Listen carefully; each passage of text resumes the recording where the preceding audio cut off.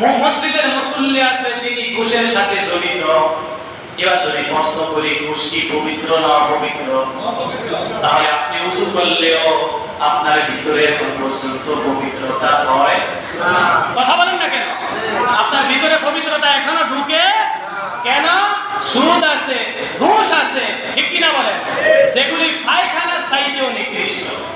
এখন যদি প্রশ্ন করা হয় এই মসজিদের গোটা মুসল্লিদের মধ্যে একটা লোক যদি পায়খানা করে তার গোটা শরীরটাকে ভরায়া ফেলে, কাপড় চোপড় যদি নষ্ট করে মসজিদে বসে থাকে, তাহলে কি মসজিদে আপনারা তাকে জায়গা দিবেন? কথা বলেন না কেন? বলে না কথা। সে মসজিদ থেকে তারে বাইর করে দিয়া সেই জায়গা নষ্ট করছে, ওই জায়গা পরিষ্কার না করলে কারো নামাজই হবে না। কথা বলেন না কেন?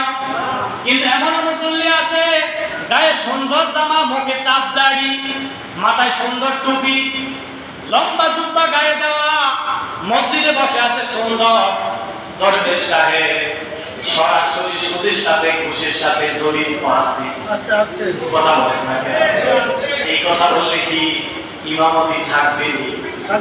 থাকবে না। কেন? কিছু লোক আপনারা আমাকে বলবেন আমাদের হুজুরে ভালো বয়ান করে, ভালো, আর যেগুলি সুদখোর, ঘুষখোর, হারামখোর এগুলি বাইরে বাইরে আলোচনা করব। হায় হায় হায়, ইমাম সাহেব ভালো না। কথা বুঝে আসছে কিনা? এই ধরনের একদল মানুষ আছে। কথা বুঝে আসছে কিনা? আপনার অপবিত্রতা শুধু তো আপনি প্রস্রাব পায়খানা করার পরে অপবিত্র না, যেই লোকটা সুদখোর ওই লোকটা 100% অপবিত্র, ঠিক কিনা বলে? এই অপবিত্রতা নিয়ে আল্লাহর কাছে দাঁড়াইলে আপনার নামাজ আল্লাহর কাছে পৌঁছবে না। মরা মানুষের যত ধাক্কা দেন সে কি হাঁটতে পারবে? কেন?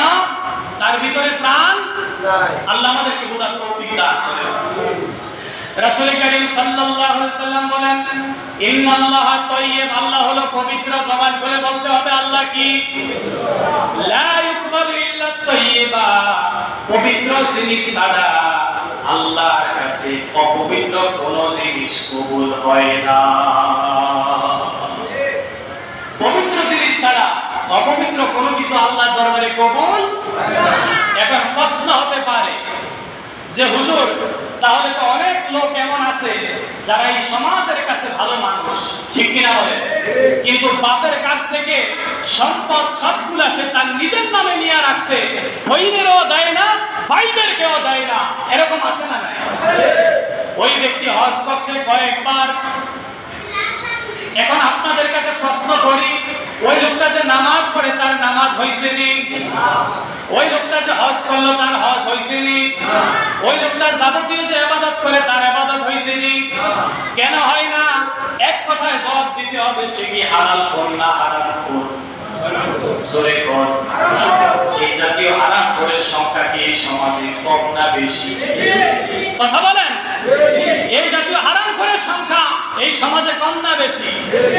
এখন প্রশ্নে আপনি প্রশ্ন করতে পারেন বলে, হুজুর আপনি তো হারাম করের ঘরে যায় প্রশ্ন করতে পারেন।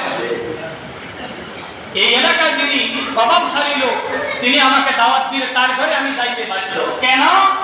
আমি মনে করি উনি একজন সম্মানিত লোক, উনি আমার দাওয়াত দিছে, ওনার ঘরে যদি আমি না যাই উনি আমার বিরুদ্ধে চক্রান্ত করবে, হতে পারে আমাকে সরিয়ে দেওয়ার জন্য ওনার প্রধান ভূমিকা থাকতে পারে, ঠিক কিনা বলে? এজন্য আমি ওনাকে খুশি করতে যাই হারাম খাই। ওনাকে খুশি করতে যাই কথা বলে না। আমার সাথে কি রাগ আছেন? বেজার আছেন? আমি চলে গেলে খুশি আছেন? কারা কারা খুশি আছেন হাত তুলে? আমি চলে গেলে খুশি আছেন? তাহলে জবাব দিতে হবে কথার সাথে। আল্লাহ বুঝার তৌফিক দান করে। তুই সাইজনে জোসেফ খেলা হাত উঠিয়ে কথা বুঝে আসছে কিনা? তো যে কথা বলতেছিলাম, হারাম খোরদের দৌরাত্ম এই সমাজের মধ্যে বর্তমানে বেশি, ঠিক কিনা বলেন? রাসূল করিম সাল্লাল্লাহু আলাইহি সাল্লাম বলেছেন, কিয়ামতের আগে এই সমাজের সবচাইতে নিকৃষ্ট যে লোকগুলো, এরা হবে এই সমাজের নেতা। কথা বুঝে আসছে কিনা? এই সমাজের সবচাইতে নিকৃষ্ট লোকগুলি কিয়ামতের আগে এই সমাজের নেতা হবে, ঠিক কিনা বলেন? দুইজনে ঝগড়া হয়েছে, একজনের কাছে গেছেন, তিনি বললেন বিকাশ নাম্বার দিয়ে দিয়েছি, পাঠাইয়া দেন, আজকে পাঠিয়ে দিলে আগামীকালকে দরবারে গেলে আপনার পক্ষে কথা বলবো, ঠিক কিনা? এই ধরনের লোক এই সমাজে আছে কিনা? তারাই আলেমদের বিরুদ্ধে কথা বলে, ইমামদের বিরুদ্ধে কথা বলে, হক্কানি আলেম ওলামাদের বিরুদ্ধে কথা বলে, ঠিক কিনা বলে? আল্লাহ আমাদেরকে বোঝার তৌফিক দান করুন। তাহলে রাসূল কি বলেছেন? ইন্নাল্লাহা তাইয়্যিব, আল্লাহ কি পবিত্র, আল্লাহ কি পবিত্র, লা ইউকবালু ইল্লা তাইয়্যিবা, আল্লাহর কাছে পবিত্র ছাড়া কোনো জিনিস কবুল হয় না। তাহলে যে ব্যক্তি সুদ খায়, এই ব্যক্তি যতদিন সুদ না ছাড়বে ততদিন তার ইবাদত আল্লাহর কাছে কবুল হবে না। যে ব্যক্তি ঘুষ খায়, ওই ব্যক্তি যতদিন ঘুষ না ছাড়বে ততদিন তার ইবাদত আল্লাহর কাছে কবুল হবে না। এখন যারা ঘুষখোর, যারা সুদখোর, তাদের সিদ্ধান্ত নেওয়া দরকার, কি সুদ ঘুষ আজীবন খাবো নাকি ছেড়ে দিয়ে আল্লাহর ইবাদত করব, ঠিক কি না? আল্লাহ বুঝার তৌফিক দান করে। রাসূল কারীম সাল্লাল্লাহু আলাইহি ওয়াসাল্লাম এক ব্যক্তির উদাহরণ দিলেন, যে এক ব্যক্তি মুরব্বী মানুষ মরুভূমির মধ্যে বসে শুধু আল্লাহ আল্লাহ জিকির করে, কি করে? আর দুইটা হাত উপরের দিকে উঠিয়া বলে ইয়া রব্বি ইয়া রব্বি ইয়া রব্বি, আল্লাহ আমারে মাফ করে দেন, আল্লাহ আমারে মাফ করে দেন, আল্লাহ আমারে মাফ করে দেন। রাসূল বলেন ওয়া মুতআমাহু হারামুন, সে যে খাবার খায় তা হলো হারাম। ওয়া মালবাসাহু হারামুন, তার গায়ের মধ্যে যে পোশাক তা হলো হারাম। ওয়া গুজিয়া বিল হারাম ফাআন্না ইস্তাজাবু লিযালিক, রাসূল বলেন যে ব্যক্তির খাবার হারাম, যে ব্যক্তির পোশাক হারাম, যে ব্যক্তির পানি হারাম, ওই ব্যক্তি যতই আল্লাহকে ডাকবে আল্লাহ তার কথা শুনবেন না, আল্লাহ তার কথা শুনবেন না। সুতরাং আমরা যারা হারামের সাথে জড়িত আছি, যতদিন হারাম না থাকতে পারবো, আরো বড় হুজুর এনেও দোয়া করলে ওই দোয়া আল্লাহ কবুল করবে। আল্লাহ আমাদেরকে বোঝার তৌফিক দান করেন। আমিন। যারা পরে এসেছেন সুন্নাত আদায় করেন। আসসালামু আলাইকুম ওয়া রাহমাতুল্লাহি ওয়া বারাকাতুহু।